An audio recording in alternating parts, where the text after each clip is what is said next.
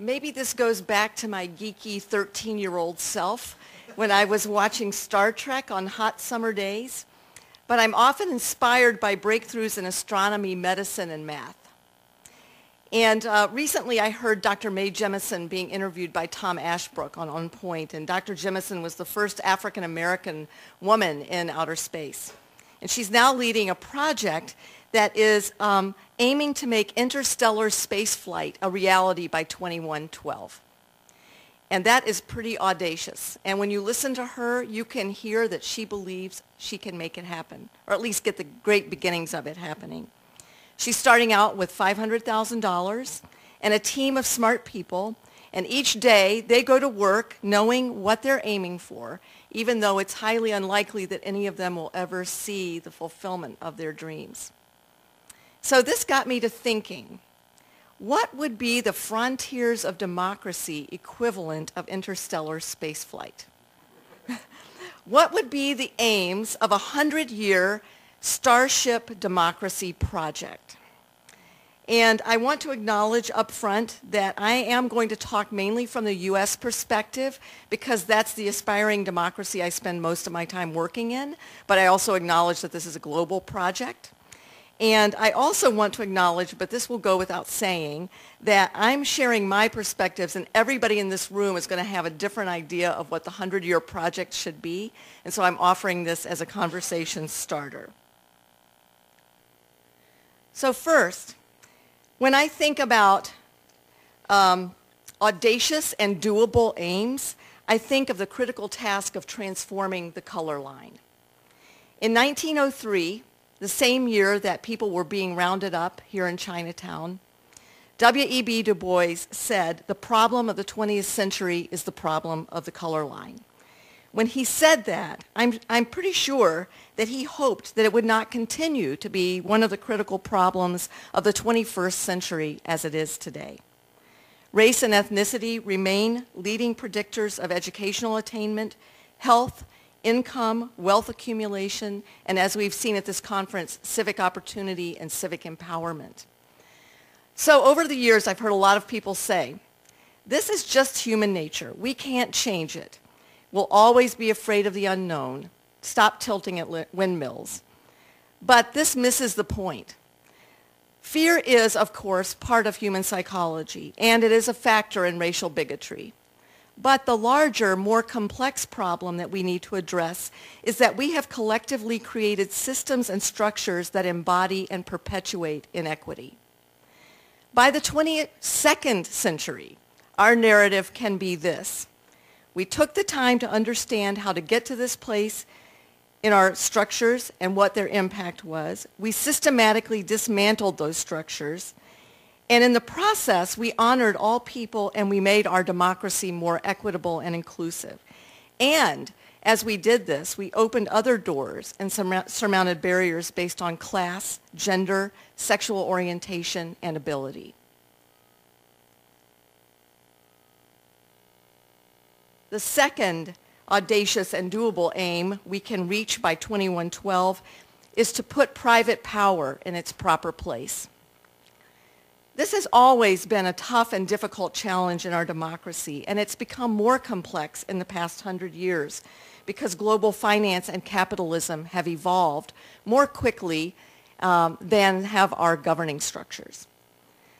This is a widely recognized problem in the Occupy movement, in parts of the Tea Party, and among people who are alienated from the public sphere because of the undue influence of corporate power on our political process, which I think probably counts for just about most of us in this room. Again, we need to reframe our task if we're going to take this on.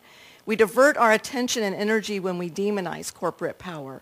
Actually, there is an essential place for private power in our democracy.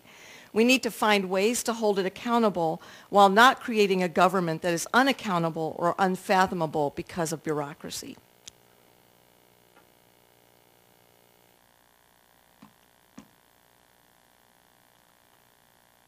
A third aim I think we can and must tackle in the next 100 years is to find a way to address the seemingly intractable questions of religion and science in public life.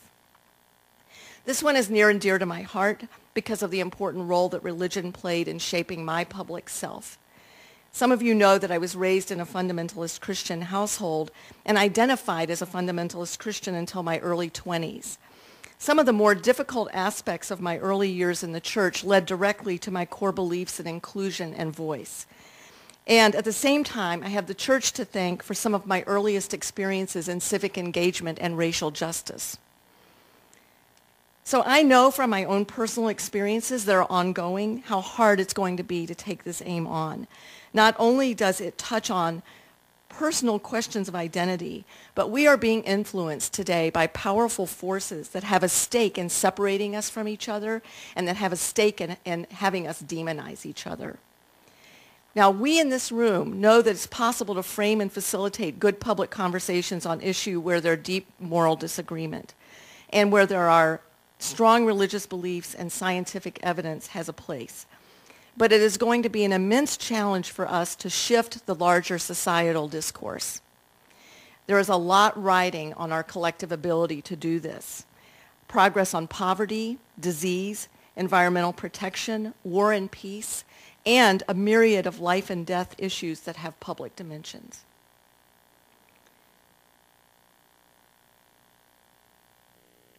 The fourth and last aim for the stars goal that I will offer this morning is one that encompasses the first three, and that is to create a culture and infrastructure of democratic governance that empowers and that is accountable to the voices of everyday people. And in fact, making progress on this one will enable us to make progress on the first three that I talked about. A lot has happened in democratic innovation in the past 100 years. We are still drawing, for example, on the lessons of settlement houses or on the citizenship schools of the civil rights movement. But at the same time, we're learning from recent innovations such as participatory budgeting. With the growth of NGOs and the academic disciplines that look at this, our collective knowledge of the strengths and limits of various approaches to democratic engagement is growing. But our most pressing collective project over the next 100 years should be to find a way to build these into the very structures of how we govern ourselves. Without this, we will not be able to solve our most pressing problems while we draw on and nurture the best qualities of our humanity. And also, if we don't make progress on this, it won't be possible for democratic uprisings to sustain themselves in meaningful ways, and it won't be possible to revive more mature yet anemic democracies like our own. So in closing, I'm going to come back to the metaphor of science.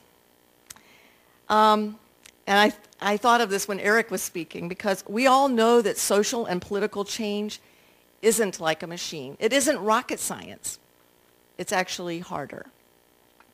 And in fact, that was the premise and of the later work of a dear friend and mentor of mine, Heinz Hermann, who you see in this picture. Heinz was an early pioneer in biology and one of the founders of the field of cell biology. He died 2.5 years ago at the age of 98. The work he did helped lay the groundwork for some of today's greatest breakthroughs in stem cell research and cell biology. In his early years, he risked his own life to organize against Hitler, and he lost most of his own family in the Holocaust. The day he died, he was still talking about how to strengthen democracy.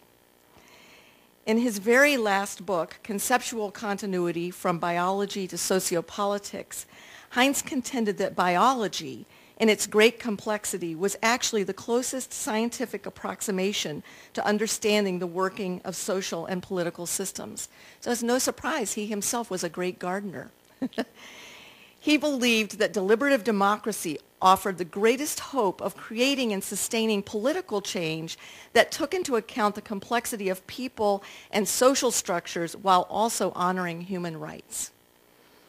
Probably the greatest lessons of biology for our quest here is that what happens on a very small scale can have a very large impact if connections have been built. The potential of the smaller constituent parts to make a difference in systems and the whole body politic is akin to cellular change making a difference in a whole body.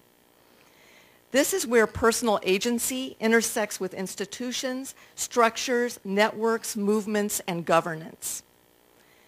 The current state of our democracy is both more complex and more amenable to change than we imagine.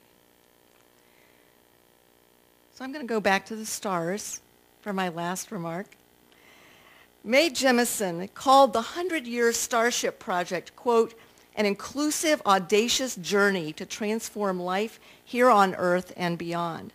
She also said, quote, it makes a difference who's on board. Everyone needs to be involved, and we need to pay attention to that, end of quote. I think that's a good mantra for those of us who are at the frontiers of democracy as we take our inclusive, audacious journey into the 22nd century.